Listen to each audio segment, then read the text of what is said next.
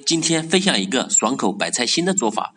首先，我们准备一下食材：大白菜1颗，把白菜叶一片一片的撕下来，放入盆中，在盆中加入适量的清水，把白菜叶清洗浸泡一下，这样做出来口感更脆。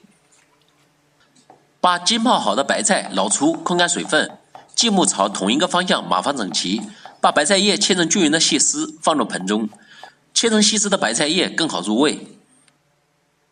红椒1个，片开以后切成细丝。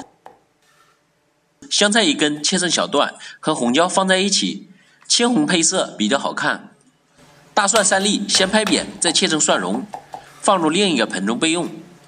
准备一个大盆，把切好的白菜、大蒜、红椒和香菜倒入大盆中。接着我们开始调味，加入食盐2克，生抽5克，陈醋5克，突出酸爽的口感。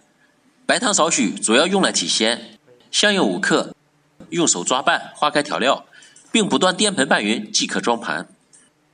好了，这道爽口白菜心就做好了。